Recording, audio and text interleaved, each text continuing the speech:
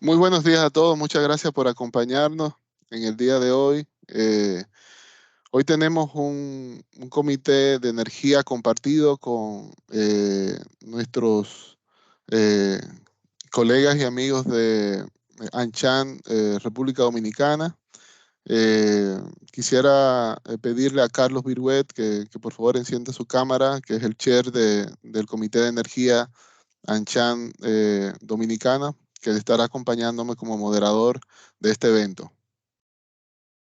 Muchas gracias, Carlos, por acompañarnos y bienvenidos a todos los miembros del Comité de Energía de Anchan Dominicana. Buen día, Julio. La verdad es que es una gran alegría poder estar en este momento. Yo creo que estamos haciendo historia.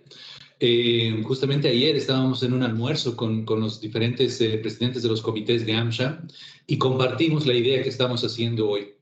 Y la verdad es que está muy alineada con lo que está esperando la organización para los siguientes años. O sea que, la verdad, Julio, estamos haciendo un hito, compartiendo entre dos países temas que son comunes a toda la región, ¿cierto? Y a todos los interesados y a todos los miembros todos los miembros de la membresía de AmCham. O sea que, la verdad que más que agradecido y muy contento de estar en algo muy importante y ver un tema que está súper en el tapete, ¿no? Y que de todos, siendo partes de los miembros del Comité de Energía de esta institución, deberíamos estar al tanto.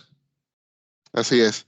No, te agradezco mucho a ti, Carlos, también por aceptar nuestra invitación y unirte a la iniciativa. Queremos, antes que todo, darle las gracias a nuestros patrocinadores aquí en Anchan Panamá por sus contribuciones y aportes, particularmente a 3M, a Panamá, Chevron, Gold, y nuestros miembros Gold como LHH, First Quantum Cobre Panamá y Johnson Johnson. Con esto, pues, queremos darle ya el formal inicio a esta reunión del día de hoy. El tema es situación de los combustibles en el mercado internacional y Carlos nos estará introduciendo los excelentes expositores que tenemos para el día de hoy.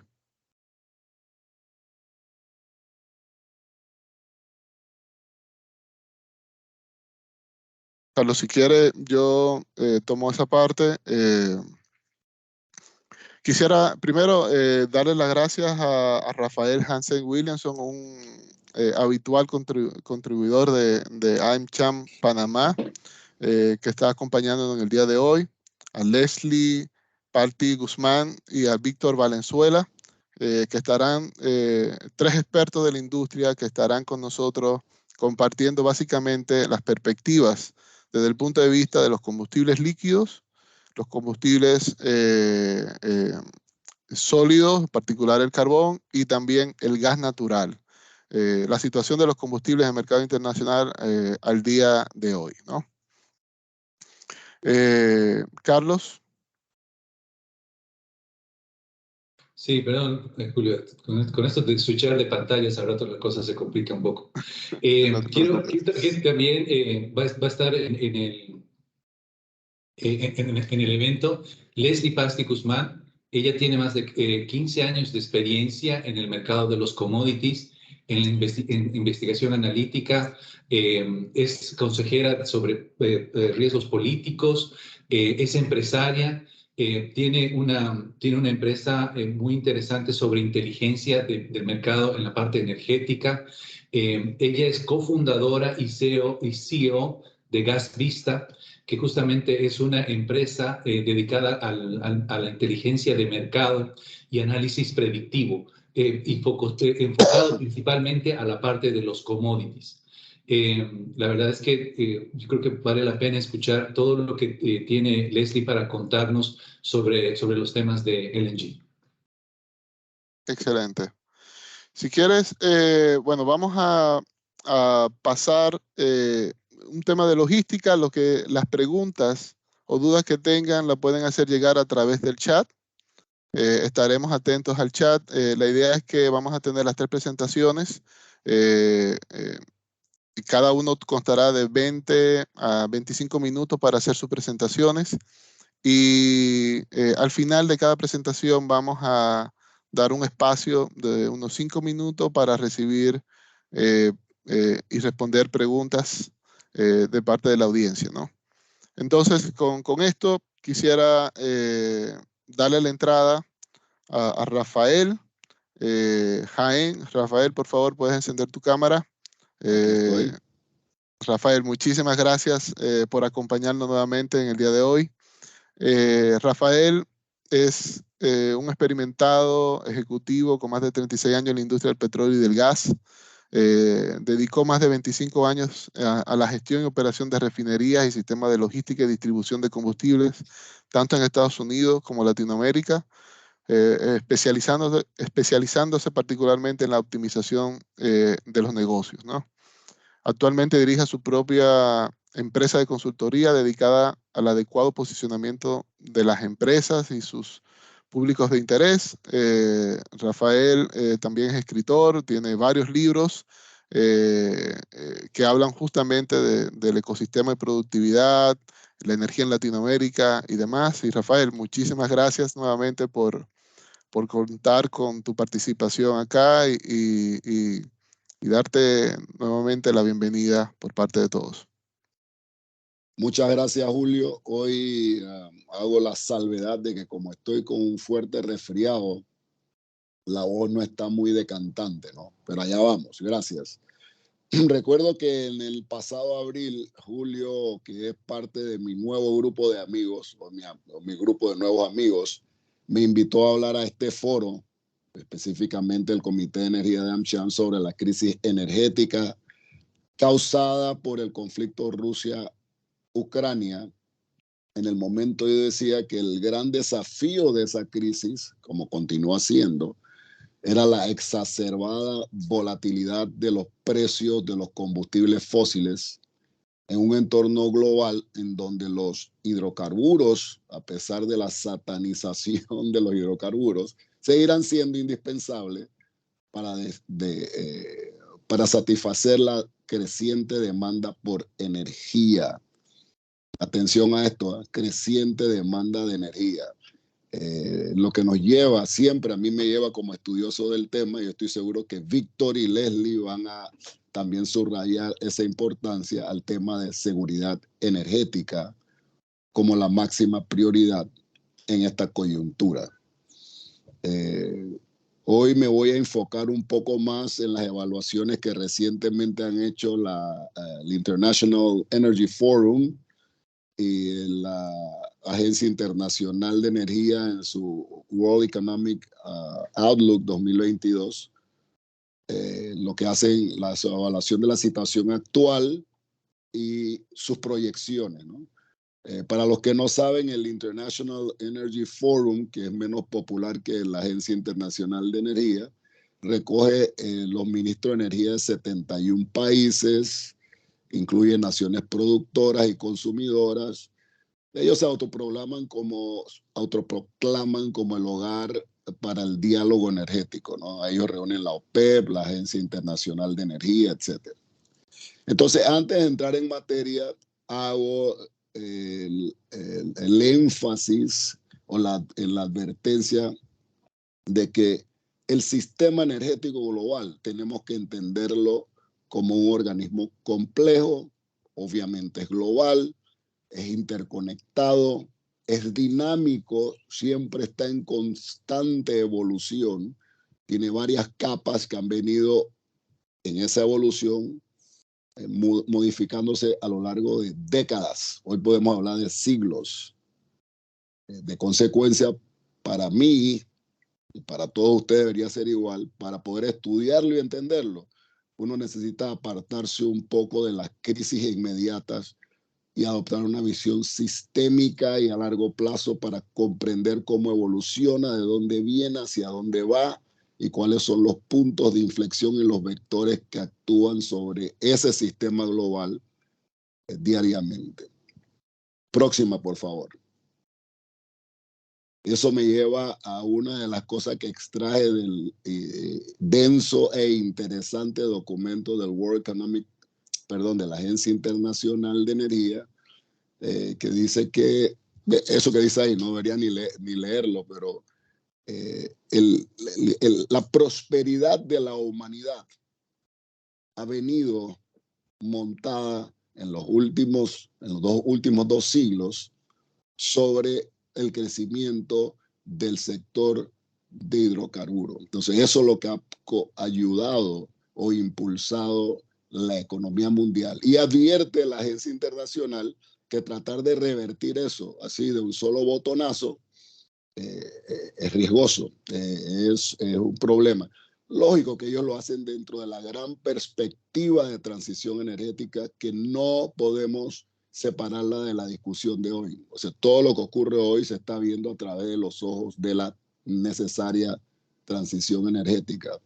No quiero que me vean nunca como negacionista, por el contrario, yo defiendo la teoría, ya no es teoría, defiendo el postulado de que los combustibles fósiles son indispensables para asegurar transiciones energéticas seguras, factibles y exitosas. Pero hoy vamos a hablar más de la crisis, precios y lo que significa todo eso.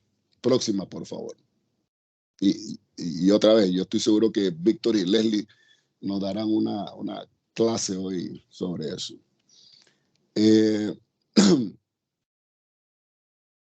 Voy a parafrasear aquí muchas de las cosas que ambos institutos o agencias han estado resaltando, bombardeando en las últimas semanas. Que esta es una verdadera crisis global que afecta a todos los países. La del 73 no dejó de ser global, pero no existía como una cuestión del día a día la globalización, no estábamos tan hiperconectados como estamos ahora, las economías sufrieron, era un solo commodity, Leslie sabe mejor que yo, que se derivaba en otras cosas que eran los combustibles derivados, tuvo sus repercusiones y atención, pero provocó cambios positivos, de eso voy a hablar después. Hoy hay la crisis se manifiesta en altos precios, presiones inflacionarias y riesgos inminentes de recesión en economías de primer mundo, y por qué no decirlo, en economías emergentes también, ¿no? Y como Julio me pidió que hablara algo específico sobre precios, no dejen que yo olvide eso, ¿no? En muchos lugares esta presión inflacionaria y esta tendencia a recesión, ya hay países que han declarado que están en recesión, se ha manifestado en crisis de seguridad alimentaria. En algunos lugares porque no hay el alimento, pero en otros lugares es que en precios domésticos de muchos países los alimentos están mucho más allá del poder adquisitivo del promedio de la población. Y eso se ve más en los países o en las economías en desarrollo que tienden a sentir el mayor dolor de estas crisis energéticas. Y todo esto está ocurriendo, acabo de decirlo, en un momento donde estamos aspirando a hacer de nuestras economías descarbonizadas con combustibles o generación más limpia, combustibles que contaminen menos, y acceso universal a energía. Como en el 73, esta crisis está dando paso a revisitar los conceptos más importantes de eficiencia energética, porque a lo largo de mi conversación voy a tratar de insistir en que todo lo que se está dando es fundamentalmente proveniente del lado de la demanda y no de la oferta. Leslie me va a corregir después. Entonces, claro, si sabemos que la demanda por energía sigue creciendo con el crecimiento de la población, con los movimientos a la urbanización de la población mundial y la aspiración por mejores calidades de vida, evidentemente eso hay que suplirlo, pero de una manera eficiente. La crisis también provoca impulsos hacia cambios energéticos y provoca cambios de comportamiento del consumidor. Ojalá eso ocurra. Bueno, ocurrió en el 73, ocurrió en el 79 y en otras crisis menos violentas que se dieron en el mundo de los commodities fósiles, ¿no? Cuanto a cambios de tecnología o cambios tecnológicos, hoy estamos también en una situación donde los altos intereses en economías en recesión hacen que los inversionistas cuestionen dónde ponen su dinero y dónde está la capacidad de recuperar esas inversiones. Al final del día, lo que necesitamos, todos sabemos, es que hay un equilibrio que siempre es muy inestable entre asequibilidad a la energía, garantía de suministro de energía, la seguridad energética, pero también aspiramos a que la hagamos de una manera sostenible. Seguimos, la próxima. Ahí llegó. Disculpen porque a mí me aparece un instante después que a ustedes, supongo. Entonces, ¿cómo podemos sintetizar la situación global en el segmento petróleo y sus derivados, de donde yo me voy a enfocar ahora? Y Víctor y Leslie supongo que van a hablar de otros aspectos. Y otra vez, con el riesgo de pecar por resumir demasiado, yo vuelvo a afirmar que el actual mercado de petróleo y derivados se caracteriza por una exacerbada volatilidad. Y es por eso, amigo Julio, que yo en mis presentaciones evito hablar del precio solamente porque lo que sea que yo diga hoy, en 15 minutos puede cambiar. Pero la volatilidad está ahí. Ya es parte de la realidad del mercado. Y esa volatilidad, este humilde servidor dice que viene estimulada por la demanda. Y esa volatilidad genera mucha incertidumbre. Además es compleja y contiene alto grado de ambigüedad. Y entonces termino diciendo yo, porque ese es uno de los temas que yo coloco en algunos de mis escritos, que estamos en un VUCA, ¿no? Que viene del inglés de volatile, uncertain, complex and ambiguous, expresión que nace en la escuela de guerra del ejército americano después del final de la supuesta Guerra Fría, porque estos señores decían que el mundo está demasiado complejo para entender. Y ese tema lo adoptó Harvard y se ha escrito libros, se trajo al tema de la Revolución Industrial 4.0 y hablamos de los avances tecnológicos y que van más rápido la capacidad del mundo de entender.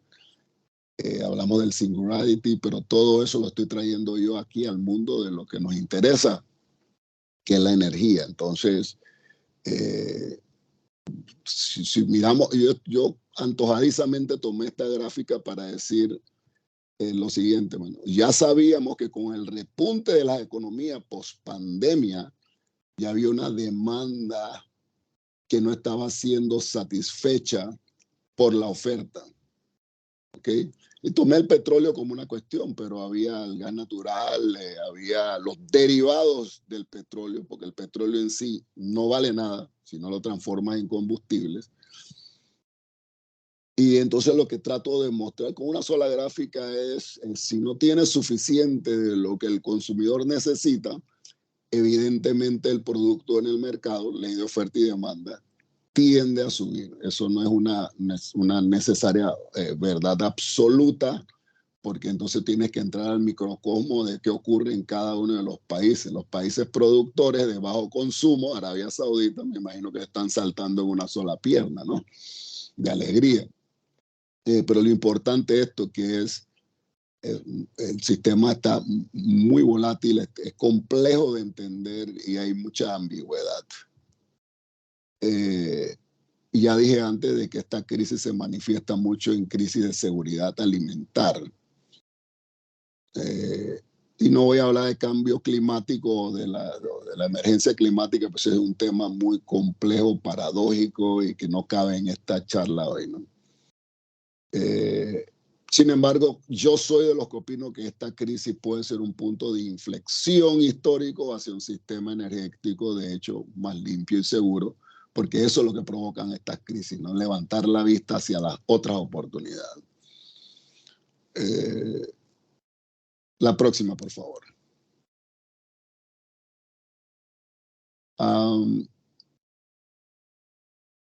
Me voy al mundo de la refinación. En el 2020, si mi memoria me funciona bien, por primera vez en los últimos 20 años, la capacidad de refinación internacional o mundial o global cayó por primera vez. En 20 años, esta era la primera vez que caía. Y en 2021 volvió a caer. Eso retiró del mercado 3.8 millones de barriles por día de capacidad de refinación. Para tener una idea, minutos menos, minutos más, Leslie nos ayuda después. El consumo de petróleo en el mundo oscila alrededor de 100 millones, bajó a 90 millones durante la pandemia, pero ese petróleo, entre otras cosas, pues tiene que ser procesado para mayormente producir derivados, y eso se hace a través de la refinería. Entonces, retirando del mercado capacidad de refinación por falta de inversión, por mantenimiento, por problemas, lo que sea, no cabe en esta charla. Eso significa que no tienes capacidad de entregar los combustibles que el mercado está demandando cada vez más. Recuerden, estábamos saliendo de la pandemia, ¿no?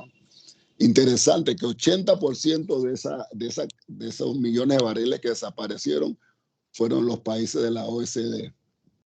Me imagino algo tiene que ver con la tendencia hacia combustibles más limpios, ¿no? Y países insistiendo en vehículos eléctricos, en eliminar la contaminación, etcétera, etcétera, ¿no?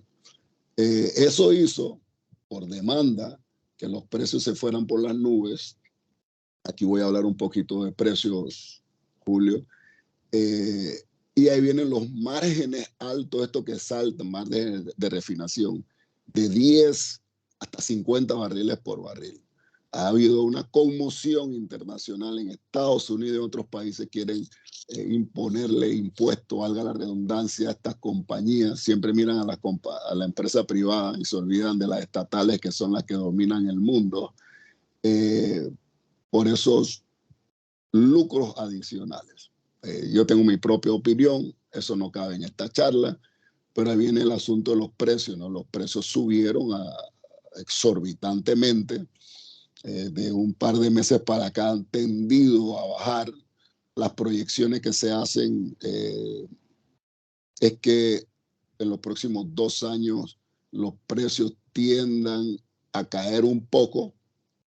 Se habla, Julio me regaló uno de tantos documentos que me llegan a mí, uno del Banco Mundial, que prevé bajas de 10-12% en los precios, pero sin embargo se van a mantener arriba de lo que eran en el promedio de los últimos 5 años. Pero atención, todas las autoridades dicen lo mismo. Una cuestión es cuando mires en macro los precios y otra cuestión cuando los mires en las economías particulares, donde puede haber recesión, intereses altas, desvalorización de monedas locales y hacer que el acceso a esos combustibles sea prohibitivo. Ese es otro tema. Ahí entramos en el tema de los subsidios que los países tienen que ver, que a veces los criticamos, olvidándonos de que las autoridades lo que quieren es que esa fuente de energía, combustible, sea asequible, que era una de las primeras premisas. La mala noticia es que estamos muy lejos de recuperar esos millones de barriles de destilación, sí, que se perdieron, porque todo lo que significa en mantenimiento, en inversión en nuevas refinerías, eso demora meses o años. Y ahí termino diciendo en esta lámina que las perspectivas a medio plazo son muy inciertas. porque como tenemos esta tendencia a alejarnos de los combustibles fósiles, recuerden que el que tiene el dinero en la mano para invertirlo tiene que decidir qué hacer con él. Aquí no hay nada de altruista en esto, son negocios, a no ser las estatales. Y además, estamos en un ambiente de recesión en muchos lugares, en un ambiente de intereses altos, con tendencias inflacionarias, entonces como una tormenta perfecta. Próxima lámina, por favor. Y hablé de las refinerías, pero en el segmento de exploración y producción de petróleo no es tan diferente. Ha habido una desaceleración de las inversiones. Entonces les explico rápido. Tienes un yacimiento de petróleo, estás extrayendo petróleo, pero ese yacimiento tiende a agotarse, entonces tienes que perforar más adelante o a un lado o buscar. Necesitas nuevas plataformas, nuevas estaciones de producción. Por ejemplo, en Brasil, mar afuera, en el famoso presal, tienes que perforar en yacimientos donde la plataforma está 7 kilómetros distante del yacimiento, porque tienes agua y tienes tierra y demás. Eso cuesta millones de dólares. Entonces, estas autoridades que saben más que nosotros y que estudian más, aquí esta lámina es un compendio de lo que dice el International Energy Forum, otra vez que reunió PEP y tantas otras autoridades, sugieren que habrá necesidades de 500 o más miles de millones, billion en inglés, son miles de millones de dólares por año para llegar a un punto donde la producción pueda atender la creciente demanda. Recordemos, la demanda no es estática, el mundo sigue aumentando población, la población sigue mudándose a centros urbanos, aspirando a mejor calidad de vida, y hay una demanda creciente por energía. Próxima. Esta gráfica, que yo sé que le debe hacer salivar a Víctor y a Leslie, tiene mensaje, ¿no? Primero, ya hay diversos estudios que dicen que la demanda por energía se va a duplicar de lo que era pre-pandemia hasta el año 2050. Entonces, eso hay que suplirlo con solar, con eólica, con hidro, con nuclear y todas las otras, ¿no?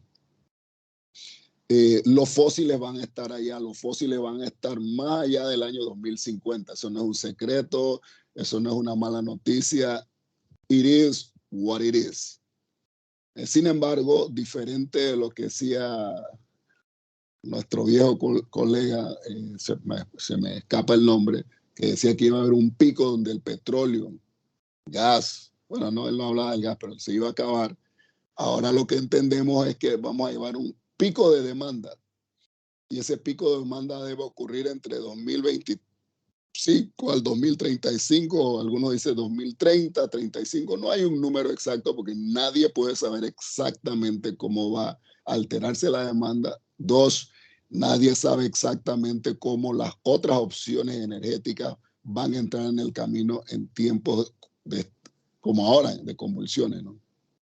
Lo cierto es que vamos a alcanzar un pico, va a haber un plató, una meseta, y los combustibles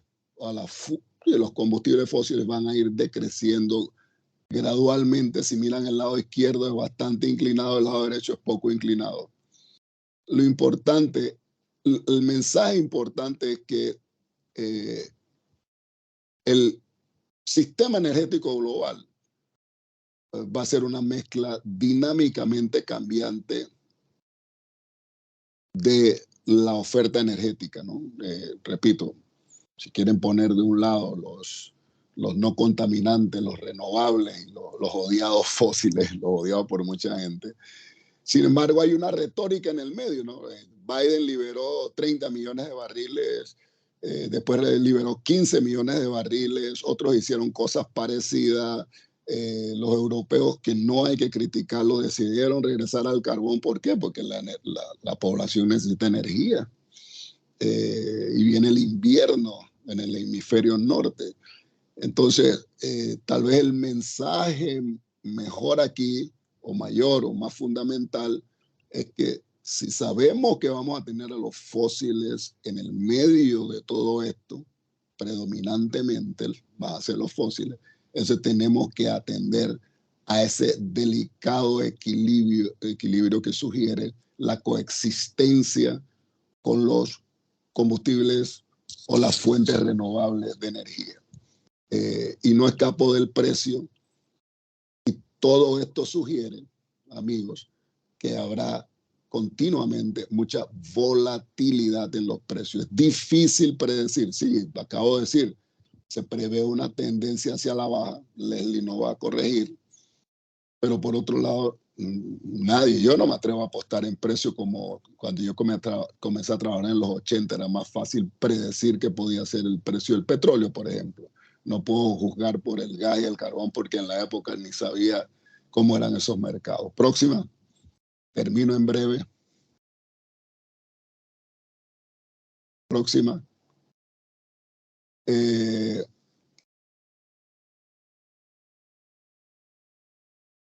La gran mayoría de la producción de biocombustible, ¿por qué hablo ahora? Porque como estamos hablando de combustible renovable, vienen de materias primas convencionales. Ese es un problema. El problema es que se usan tierras arables que son para alimentos, para producir bioetanol, para producir biocombustible en general. Por eso que hay una tendencia marcada hacia la generación o la producción de biocombustible de segunda generación que usan otras materias primas como los desechos, los residuos y cultivos dedicados que no compitan con los cultivos alimentarios, ¿no? Hay también la tendencia hacia los combustibles sintéticos. Hoy se habla con naturalidad sobre la posibilidad, la viabilidad, más que la posibilidad de hidrógeno verde. Y está la clara tendencia a sustituir combustibles de combustión interna por vehículos eléctricos. Todas esas tendencias son plausibles, posibles y probables, ¿no? Sin embargo, ¿qué dicen los expertos? Que para que eso tenga alguna incidencia sobre las aspiraciones a futuro de descarbonizar nuestras economías, necesitamos cuadruplicar lo que tenemos hoy. Entonces ahí van otro lugar hacia donde van las inversiones. ¿Y por qué yo traje esta lámina aquí? Para recordarle de que esa volatilidad, esa incertidumbre, esa complejidad genera la ambigüedad de, bueno, ¿y dónde ponemos la plata y hacia dónde caminamos? Todos los caminos son posibles en los negocios, porque eso se trata de negocios, no es tan sencillo. Entonces, esto tendrá una incidencia, como en efecto tiene, sobre la indexación de los precios y sobre la previsibilidad de cómo se van a mover los mercados de los commodities. Porque si hablamos de gas, si hablamos de carbón, si hablamos de petróleo, ¿cómo metemos en la ecuación los biocombustibles o los combustibles sintéticos? Esto es más una pregunta que yo hago que ofrecer una respuesta. Próxima, y creo que yo voy a terminar. Próxima. Ya llegó aquí, perdón, es que siempre se demora un poquito.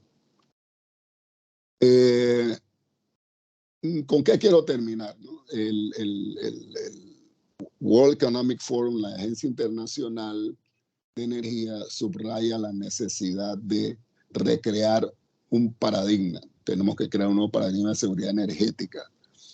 Pero ellos están hablando de la transición. Yo hablo como un veterano de la industria y voy a ponerme arrogante y decir de energía, porque al final del día lo que necesitamos asegurar que el ciudadano, él o ella, tengan lo que necesitan cuando se levantan en la mañana: electricidad, el combustible para el carro o montarse en en el transporte colectivo y que funcione porque el suministro de energía esté allí para cocinar sus alimentos, etcétera. Seguridad energética.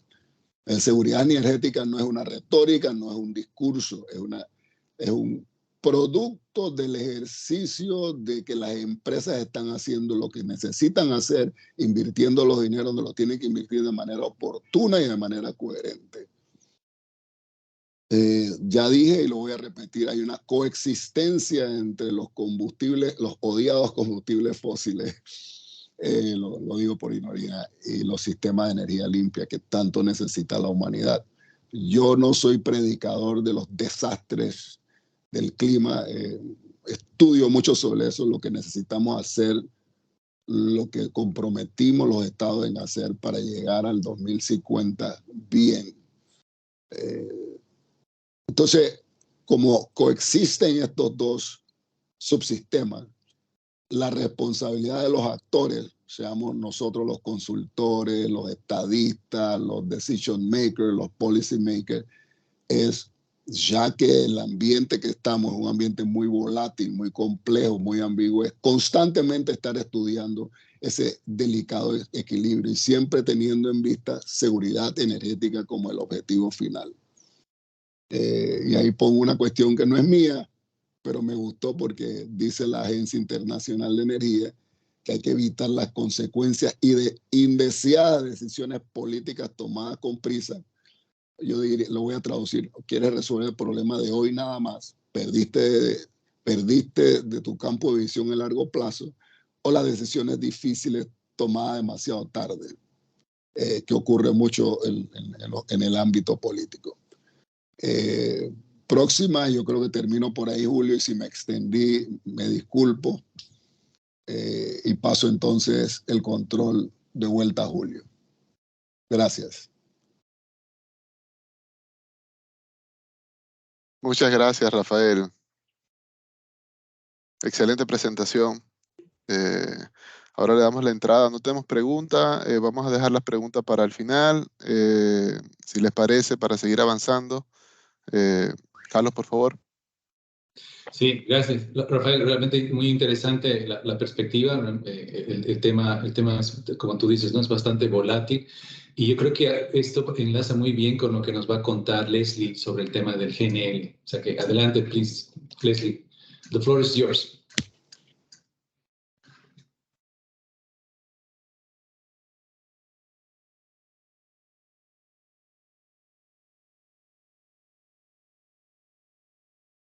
We can hear you. Buenos días. Muchas gracias. Muchas gracias por invitarme, Carlos, Julio, the American Chamber, AES. Es un placer estar aquí y voy a compartir hoy un tema muy interesante, el mercado del gas natural licuado. El negocio está evolucionando muy rápido después de la Ukraine-Russia crisis y estamos durante un tiempo de crisis. Voy a continuar mi presentación en inglés, pero las preguntas luego también puedo hablar español.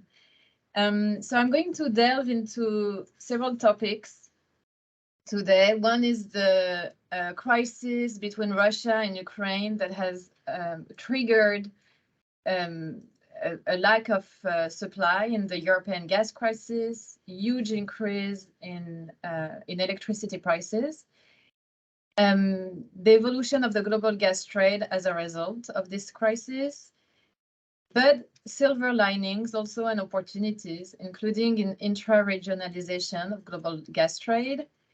And then I'll finish on the discussion on the evolution of investments and what we can anticipate for the future of demand and supply. So the crisis between Russia and Ukraine, the war that started in February 2022, has deepened a crisis that was already in the making in Europe. And what we're going to see is that as a result of this crisis, we see a lot of demand destruction for gas, especially in the industrial sector. we see an increase in coal consumption to offset massive Russian gas cuts. So Russian pipeline gas has decreased a lot. And as a result, the European policymakers have decided as an emergency to put together different kind of mitigation strategies. And basically all the above is being used right now. So all the energies that are available are actively being seeked. However, the sources that was the most that has contributed the most so far is LNG, and especially LNG coming from the United States. Coal has increased also, especially in Germany, and other countries have postponed their coal closure. Renewable is also contributing, but there is not enough generation yet to offset all the Russian pipeline gas. We see also a lot of discussion for bringing back nuclear to the energy mix. But even if you take a decision today to invest in more nuclear, you will only get the results in 10 years from now. So some European countries have tried to extend nuclear capacity because some of them were going to close, so extend the lifetime of some capacity. But all this is being in the making. But we see that LNG has really helped Europe so far. So what really happened is that the crisis started in 2021. And we see that on the chart on the left, you see the evolution of global gas prices since 2009. The blue line is the natural gas prices from the US. So the US started to be a massive shale gas producer, and in 2016 started exporting its LNG. But you see that prices have been below $4 per million BTU in the US for all this time. So very competitive gas prices in the US. In the red line is European gas prices. It's an average of European gas prices. So it's an average of domestic gas prices, imports of pipeline gas, imports of LNG.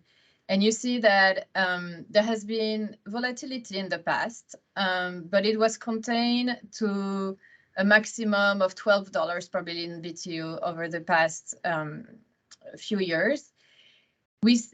We see that starting in 2021, prices have really skyrocketed, and even more in 2022 to levels that have been unheard of, stratospheric levels that have really hurt the European economies. During COVID-19, European prices really hit a floor and below $4 per million BTU, lack of demand. They rose again in 2021, and there are many different root causes of this increase. And on the right, you see the different reasons. So in terms of on the supply side, it coincided with a lack of hydropower, coal shortage, low wind power. We've also see some disruptions at different liquefaction plants around the world, and above all, a management of supply from Russia. So second half of 2021, Russia started to manipulate the volumes and the prices in the European gas market. We see also structural reasons, which, as Raphael mentioned earlier, a lack of upstream and liquefaction investments. We saw that over the past few years in the LNG sector, and that was compounded by COVID, where because of the paralysis everywhere, there was not investment neither during this time frame. So a delay in many infrastructure projects to export more gas. And we've seen also a declining of domestic supply in Europe. In terms of demand, gas demand was rising in Europe because of coal to gas switching. And in terms of cyclical demand, we saw also that there was lower inventory storage of gas during the winter of 2020-2021. and a strong economic recovery post-COVID-19. So all this together created conditions for the beginning of a crisis that was really accelerated by the war between Russia and Ukraine. And now we are at the spot where the current EU energy crisis is really about geopolitics and costs. It's no longer about supply. I think Europe actually managed well the supply dimension of the crisis because of demand reduction, energy diplomacy, where European policymakers try to find as much as extra molecules of gas as possible in a very short period of time for this winter, and brought back coal. I mean, it's not the perfect energy mix, far from there, but they managed, for now, they will pass through the winter. However, reduction in demand, when it's done in a very messy, disorganized way, has created a lot of potentially deindustrialization. So we're starting to see that European industrial gas demand has dropped by 30% already. The fertilizer industry has been really hurt, and 70% of the fertilizer industry in Europe has already closed. So what we can expect is that Europe now is really in a war economy.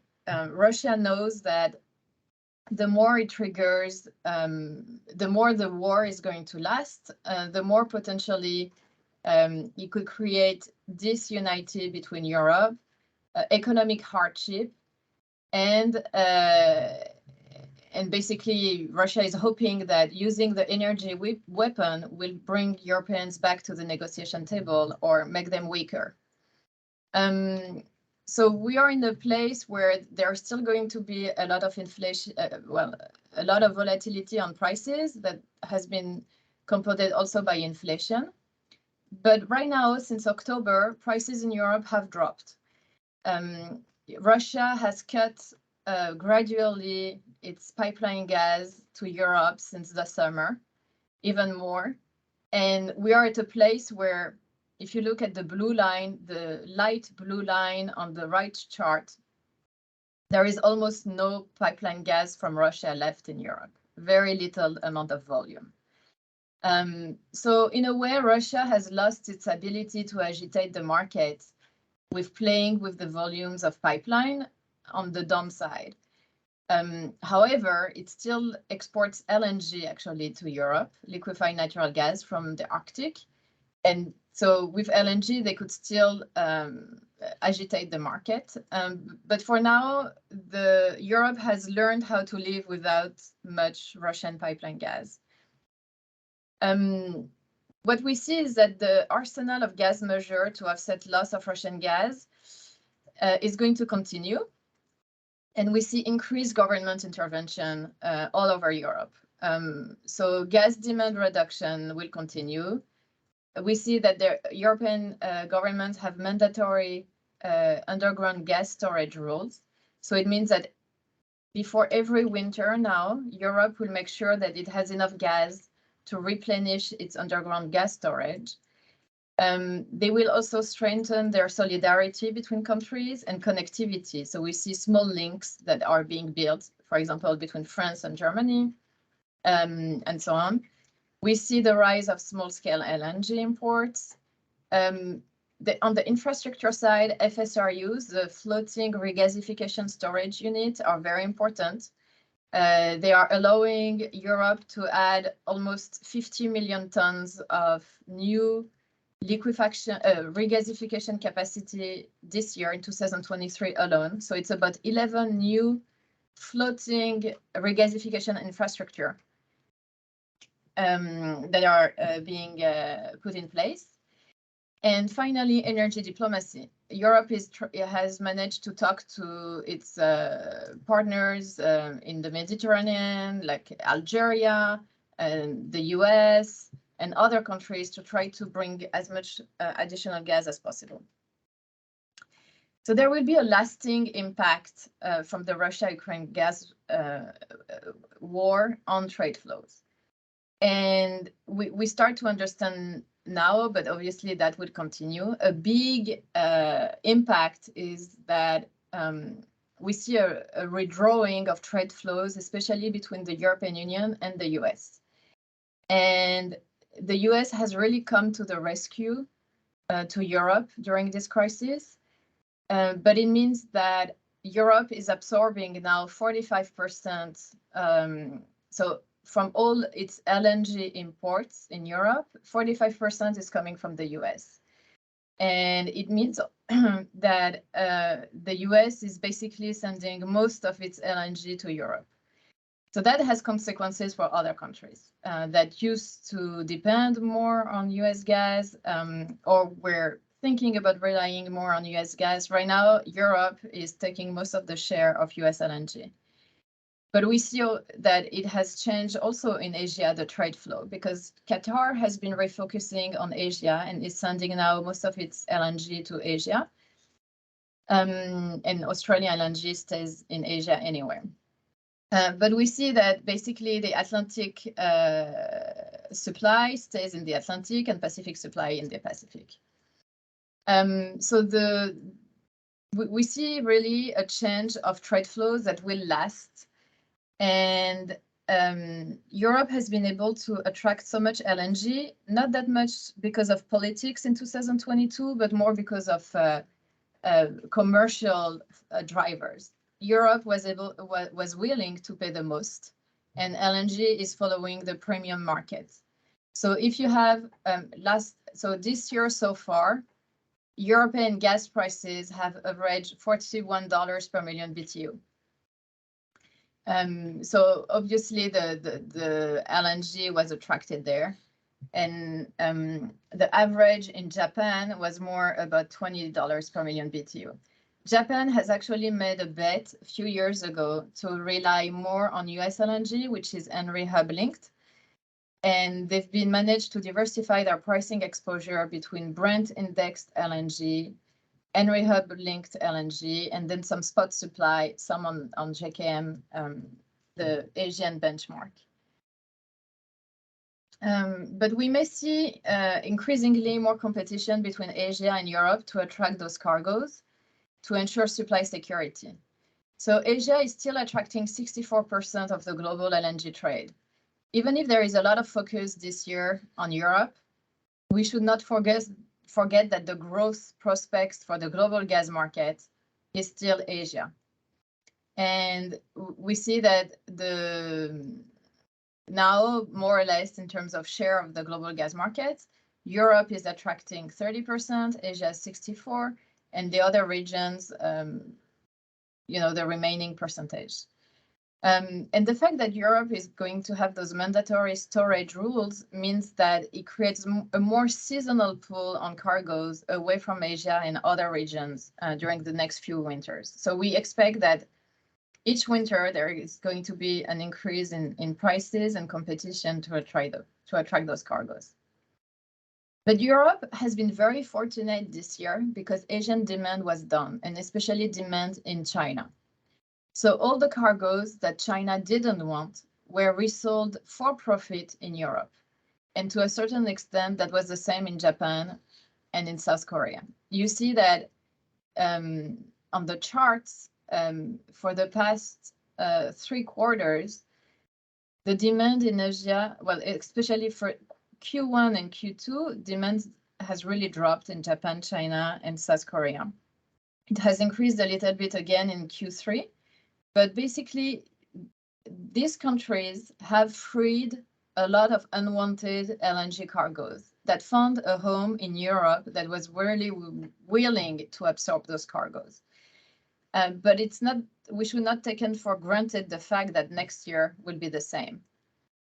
And obviously, Asian buyers have enjoyed LNG in the past rather than coal or fuel oil to be able also to meet their environmental targets. So it's not maybe something that they will be doing for the long term.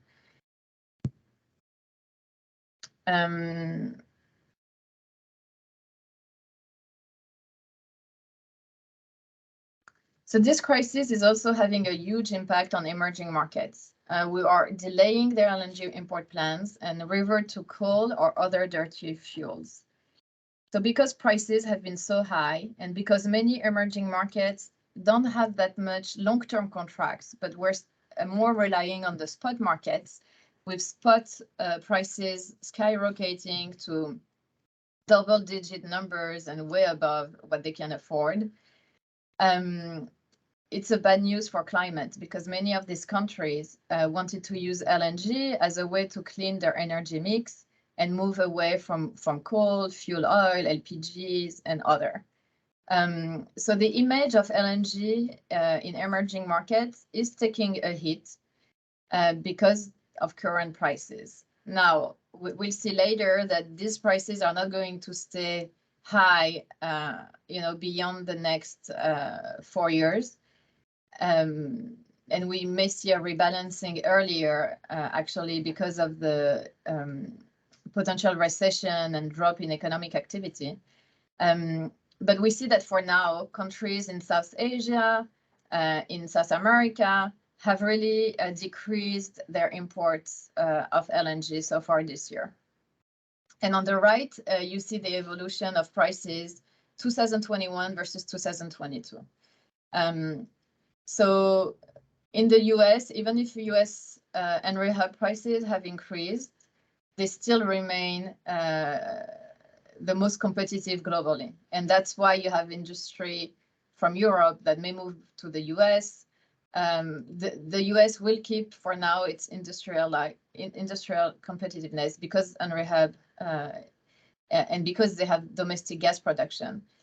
US gas prices have increased partly because the US is exporting more LNG abroad, and that's where you see that there is increasingly interconnections between all the different markets.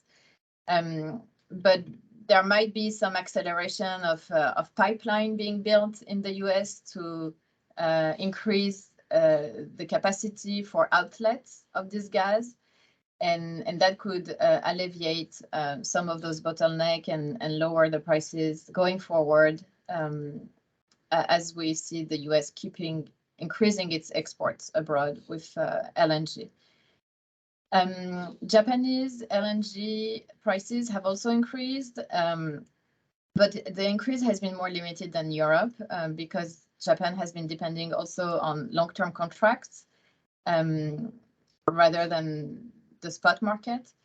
And Europe basically has seen the most jump in increase in its prices, mostly driven by the delta of additional imports of gas that were required to offset the cut of Russian pipeline gas. And some of those imports were on the spot market.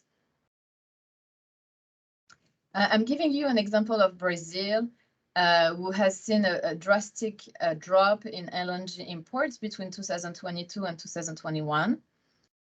However, 2021 was kind of an exceptional year for LNG imports in Brazil because Brazil has suffered a huge drought, and this drought has created a need for imports of LNG. We haven't seen this drought this year, so Brazil could rely more on its hydropower and didn't need to import that much LNG, which was fortunate because otherwise the prices would have been too high for Brazil. But we see that Brazil had different plans for increase of LNG imports, new infrastructure capacity to import its LNG, and that may be delayed also because of those huge increase in prices. So some of the opportunities and silver lining that we see with this crisis is that we see a growth in intra-regional trade.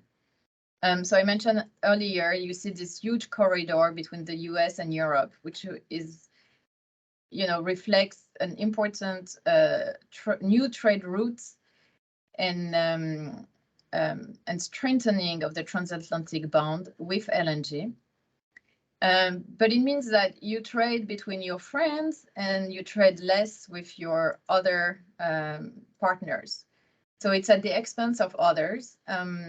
I would note that because the US send less gas to the Caribbean, for example, or to South America, Trinidad and Tobago has used this opportunity actually to send more to its backyard. So we see really a redrawn of the global gas trade map. So the US has exported already this year to 35 different countries, but the share of the emerging markets has really dropped, and Europe has absorbed the lion's share. We see also in the Caribbean and Central America, South America, more intra-regional trade. It has almost doubled between 2001 and 2022. And we see that Trinidad is one of the exporters that exports the most to various countries in the region. Jamaica is increasingly acts as the hub. It imports and it re-exports. And the Caribbean receives more of the regional trade. Now, one of the consequences is that the Panama Canal is less congested. As more cargoes are flowing to Europe, there is less use of the Panama Canal this year for LNG trade. So it alleviates some concerns from the Asian player, but it means also that in the future, the canal will be more used also for intra-regional trade.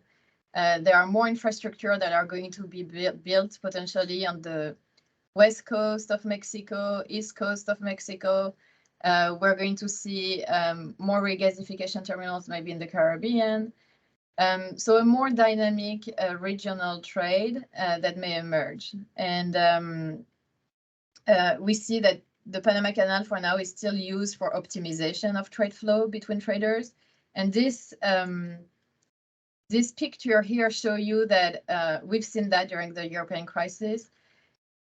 Some cargoes left the US, used the Panama Canal, and then halfway, well, not even halfway, like somewhere in the middle of the Pacific, decided to change their mind, reuse the Panama Canal to go to Europe, to take advantage of higher prices. And so traders are still using the Panama Canal to optimize their trade flow. But we see that they don't hesitate also to use the long routes around the tip of Africa or the Suez Canal to go to Asia. So what's the future for gas infrastructure? We see that the future of LNG infrastructure is floating, non-Russian, and hydrogen ready. Especially in Europe, they made the point of if they are going to build new infrastructure, they want to minimize the carbon footprint. And as much as possible, they would be able to reuse it for biogas, bio-LNG, hydrogen. Although, depending on the people you talk to, it's not really possible right now. But floating is going to be a big thing because you can reposition those FSRUs. And also, it's less construction onshore. So it's a less carbon intense than building a huge terminal. Non-Russian, obviously. So new on the supply side, we see a boom for new projects in the US, in Qatar, for example. And supply security is coming back to the front line. I think it was dropped a little bit, especially in Europe, because the priority had become sustainability and energy transition. We see that there will be new investments in supply, especially in Qatar and the US, that are going to dominate the trade in the coming years with expansion of their capacity. So we see that in the US, there are a number of projects that have already took final investment decision this year, 2 projects. 2 more may take investment decision in 2023. So really a growth of the US LNG capacity. Qatar has also announced and is going forward with its huge expansion of its liquefaction plants. And then we have various countries elsewhere in the world that are expanding a little bit their capacity. So there will be a growth in supply, especially post-2026. Around 2025, 2026, that's where we start seeing again a growth in supply. And we see that the demise of Russian projects, so all the other Russian projects that were supposed to be built in the Arctic or elsewhere, mean that also Asian buyers will be in the market to compensate for those volumes that will not come out from Russia. The big question now for Europe is whether they will be willing to sign many more new long-term contracts to be able to underpin those new investments. Because in the LNG world, most of the infrastructure is not built without enough customers they have to commit for long-term contracts, and usually it's 20 years. Increasingly more buyers want only 10 years of commitment or try to get even less. But we see that there is a return to the trend of signing new long-term contracts. The Europeans are also going to let many Asian buyers sign the contracts, or will rely on the portfolio players, but it means potentially less security of supply for them. Finally, the specter of recession that we hear, especially in Europe, could decrease the supply tightness before 2025. So we may see a return to lower prices by 2020, end of 2024, 2025. And the global gas trade continue to grow, but we see a slowdown. It might grow now by around 3% for the next 5 years. And spot LNG will, for now, remain in the double digits and above $20 per million BTU, especially during winter. And post 2025, I think we'll definitely see a more balanced LNG market. So I'll stop here for now. Thank you very much for your attention, and I'm looking forward to hearing your questions. Muchas gracias.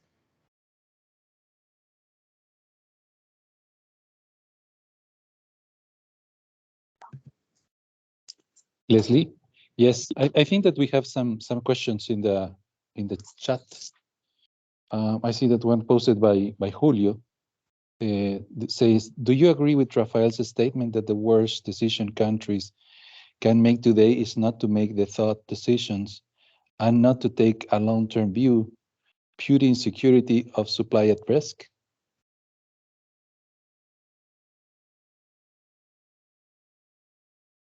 That's for Leslie, or that's for me? Leslie, that's for you. I think that's for Leslie.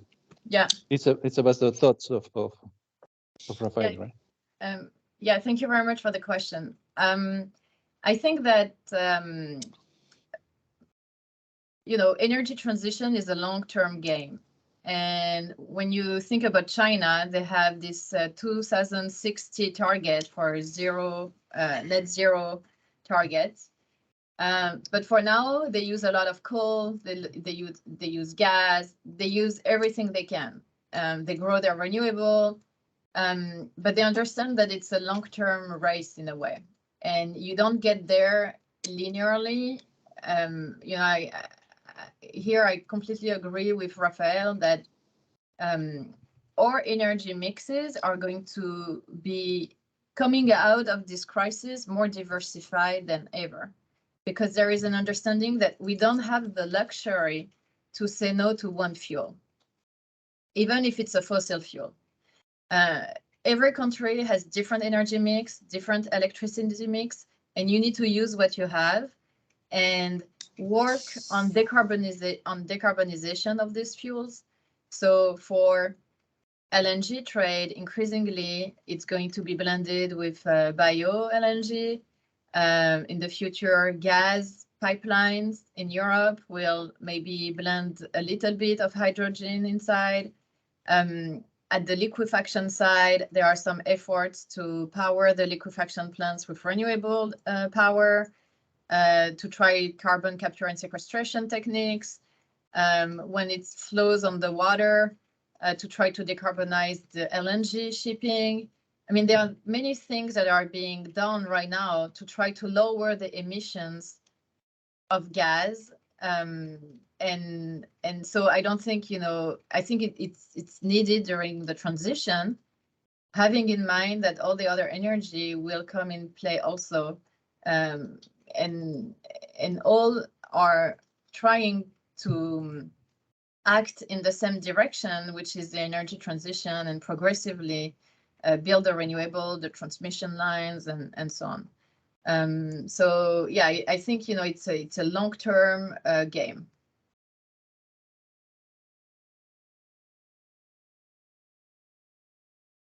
Okay, thank you very much. There's another question for Jan, from Jan. Where is the Russian gas oil going to? It has to be on the market somehow. Chinese, Indians, reselling. Will Europe stand before the energy price rise? Yeah, very good question. So Russian gas, a lot of it, so China has been importing more of Russian pipeline gas and more of Russian LNG this year compared to last year. So we know that China has absorbed some of that. Some of the LNG from Russia continues to go to Europe, actually, which is kind of ironic. But LNG from Yamal has been contracted to some portfolio players and European counterparts. And so it continues to flow to Europe and some to Asia, China, Japan, Korea, Singapore. Same for the Sakhalin LNG project in Russia, which is really close to Japan. Some of the LNG continue to flow to the Pacific importers. And yeah, India also has been importing Russian LNG. So that will continue for now. There are no ban on Russian imports of LNG for now. And actually, it's because Europe needs this LNG. Russian LNG is still contributing to 9% of European LNG imports this year. And in terms of Europe standing on the way of rise of prices, so I mentioned quickly that there was more government intervention, and that will continue. So there are discussion about a price cap, and actually this week will be an important discussion for Europe because they are going to announce something regarding price caps. My understanding is that they will do something, but it will be watered down because it's really hard to put in place. They are on the regulatory side. Europe is helping out its utilities, subsidizing its households for electricity prices, bailing out some failing power companies. Germany is actually helping its country to like funding the imports of LNG and funding the infrastructure to import LNG. So there are definitely many things that governments are doing and trying to limit the spikes in prices.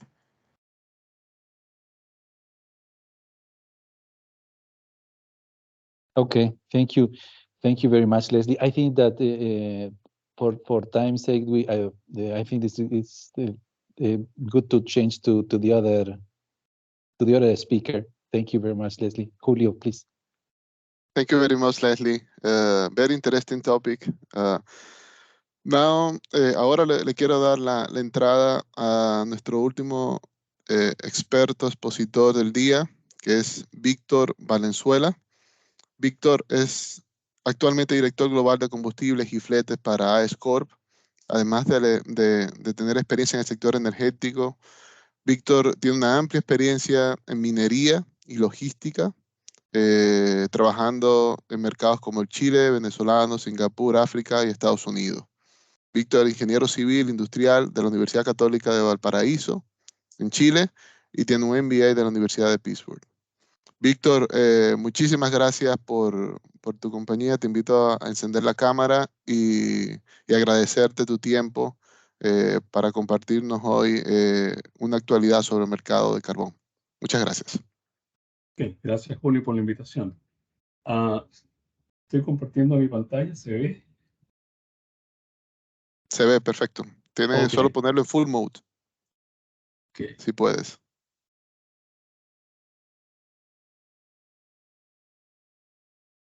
Perfecto.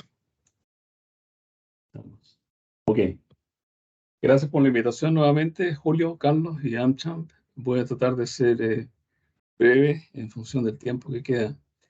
Mi tema es el mercado de carbón global, carbón térmico y la visión sobre este mercado. Quisiera empezar con un resumen de cuáles son los mayores exportadores de carbón térmico en el mundo, empezando por Indonesia, es el número 1, después Australia. En nuestra región es Colombia, que es el que más afecta a Panamá y República Dominicana.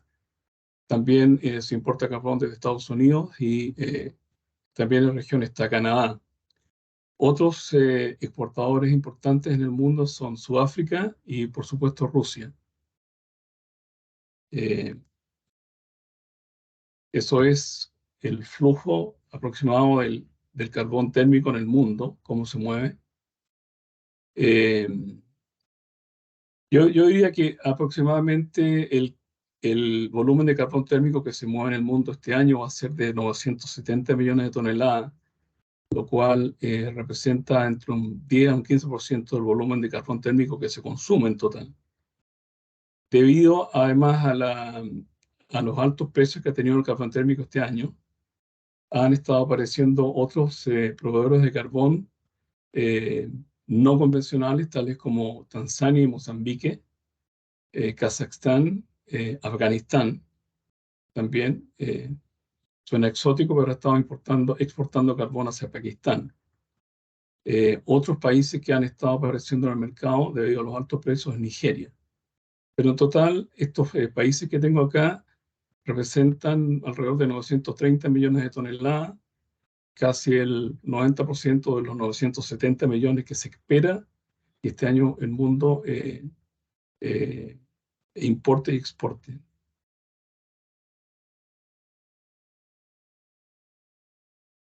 Tal como ha mencionado Rafael, hay dos temas que son los que marcan la evolución de los precios del mercado del carbón térmico en el mundo. Primero, la transición energética, que es un tema de largo plazo y que empezó bastante antes que ocurriera la guerra Rusia-Ucrania y, por supuesto, la guerra Rusia-Ucrania a comienzo de este año. La verdad es que el mercado del carbón térmico, especialmente en el lado de la oferta, se estuvo ajustando a la transición energética bastante rápido y con bastante anticipación. Ya el año 2018 la oferta empezó a disminuir. Ya en ese año empezaron a desaparecer minas, a cerrar operaciones y se empezó a hacer cada vez más difícil expandir operaciones o abrir nuevas minas. También en esa época empezaron a cerrarse plantas térmicas que usaban carbón térmico y eso se ve reflejado acá en el bajo precio que tenía el carbón térmico en esa época. Esto está en dólares por millón de BTU. Entonces tenemos que la transición energética ya comenzó a hacer efecto con bastante anticipación del año 2018 en adelante y los mercados, la oferta y la demanda se empezó a ajustar rápidamente a esto. Todo esto cambió a comienzo de este año con la guerra Rusia-Ucrania. Aquí, como mencionó Rafael, el tema ya dejó de ser la transición energética, la decarbonización de la economía y los precios, sino que lo más importante fue la seguridad energética. Y eso obligó a Europa particularmente a volver a importar carbón térmico y la consecuencia de eso fue un pic importante del precio del carbón térmico que ha llegado a niveles históricos nunca antes vistos. He dividido yo esta presentación acá, esta hoja, en tres áreas. Una, en la zona más baja tengo lo que llamo el status quo histórico, y que era lo que había antes de la guerra Rusia-Ucrania, y es lo que sucedería si es que la guerra Rusia-Ucrania se resolviera y todo volviera a lo que estaba antes, lo cual es poco probable. En el sector superior es lo que ha estado ocurriendo este año. El conflicto ha estado escalando y los precios han estado altos, pero en los últimos meses, particularmente este mes, los precios han estado bajando considerablemente y han llegado a niveles de status quo, de conflicto status quo.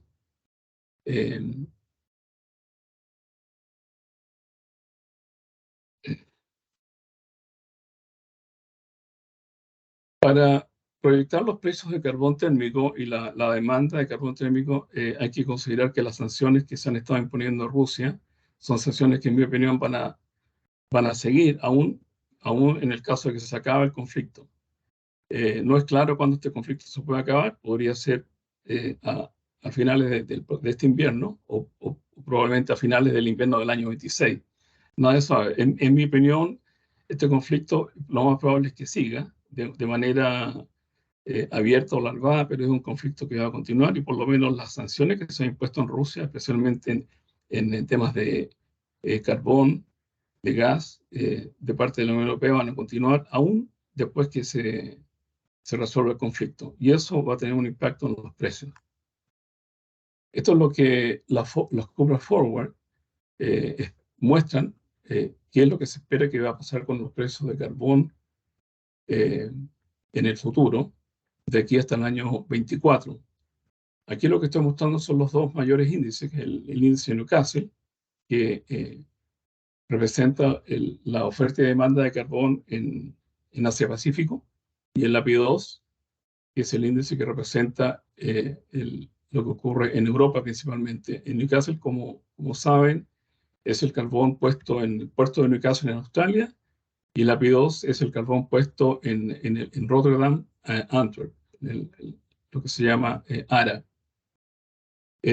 Según las curvas forward, el precio de carbón se va a mantener relativamente alto y estable en los próximos años, aunque en mi opinión esto las curvas forward no pueden representar por la mecánica que tienen la volatilidad que va a tener el mercado. Y el mercado, en mi opinión, el próximo año va a ser altamente volátil en el upside, con fluctuaciones de hasta 50 o hasta $100 por tonelada en algunos casos. Yo creo que el próximo año el precio, de hecho, probablemente sea más alto que lo que estamos usando en las curvas forward, en parte porque este año, tal como muestra aquí la bajada en estos índices, especialmente el API2, lo que está reflejando es la situación de sobrestock que hay en Europa. Europa ha sido bastante eficiente en comprar carbón, también en comprar LNG, y tiene stocks casi a full capacity, pero esos stocks se los va a consumir de aquí a marzo, abril del próximo año, y en ese momento Europa va a tener que salir al mercado a repletar, a completar su inventario, y eso va a tener un efecto en los precios del mercado. Por lo tanto, las curvas forward muestran que los precios del carbón se van a mantener altos y, en mi opinión, además, con una muy alta estabilidad.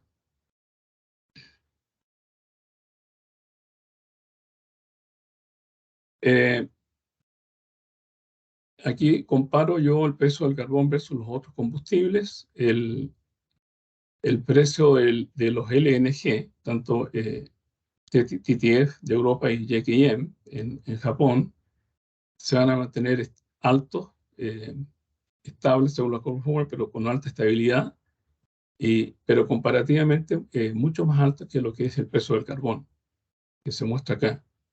Es interesante mostrar que el Fuel Oil Number 6 se va a mantener siendo más competitivo que el carbón, y eso afecta especialmente a los mercados de República Dominicana. Pero de nuevo, repito, lo que las curvas forward muestran para los precios del carbón son que el precio se va a mantener alto y a niveles que sobrepasan los que han sido niveles históricos. Si uno pudiera mostrar esto más allá del año 24, yo creo que todos estos mercados recién van a encontrar una cierta estabilidad hacia el año 25-26, cuando es probable también que se acabe el conflicto Rusia-Ucrania. También es el momento en el cual yo creo que combustibles verdes como el hidrógeno van a comenzar a aparecer de forma más sostenida en el mercado. Los combustibles tradicionales como carbón, petróleo y LNG y gas van a tener que empezar a compartir el mercado con los combustibles verdes a partir de esa época. El hidrógeno verde va a ser parte del portafolio del mercado en forma consistente a partir del año 2030, en mi opinión. Aún así, aún incluso con esta situación y con la transición energética y la decarbonización de las economías, yo estoy de acuerdo con Rafael en que el carbón siempre va a tener un rol dentro de esta mezcla. El mundo, estimo yo que consume casi el carbón para producir cerca del 30-32% de su energía eléctrica. En Estados Unidos específicamente esto ya es el 20%, y en el largo plazo yo creo que el carbón va a seguir teniendo dentro del portafolio de generación eléctrica entre el 10 al 15% de la mezcla. La gran diferencia es que hasta acá las plantas que consumen carbón han sido generalmente plantas de base. Pero más hacia adelante, yo diría del año 2030 hacia adelante, las plantas que consumen carbón no van a ser base, van a ser de backup, lo cual va a producir o va a crear un desafío enorme para la industria del carbón, porque la pregunta que van a tener que responder es cómo tener un sistema que genera electricidad en base a carbón como backup, no como base, y cómo suplir esas plantas con carbón de una manera irregular, de una manera que no es muy fluida y a precios que sean competitivos. Por otro lado, si uno extiende eso hacia la producción de carbón, la pregunta que nace ahí también es cómo las minas de carbón van a poder tener una producción regular o estable en un mercado que es absolutamente inestable e irregular y cuya demanda va a depender de lo que ocurra con los otros combustibles. Ese es un desafío que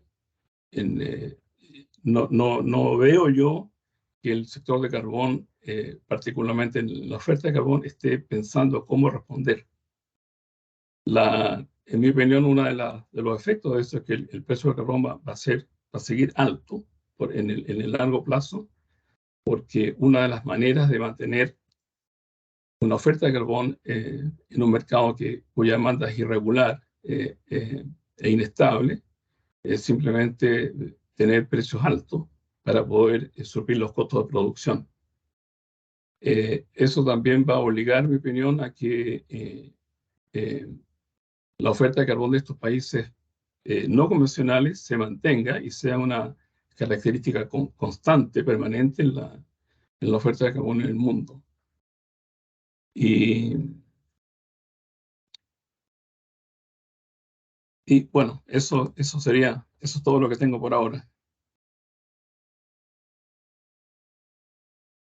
Muchísimas gracias, Víctor. Muy interesante la perspectiva que estás dando del carbón, particularmente por lo que representa y lo que ha sido tradicionalmente ese combustible para nuestros países, ¿no? Donde efectivamente existe una contribución importante de esa generación base en nuestras matrices energéticas, ¿no?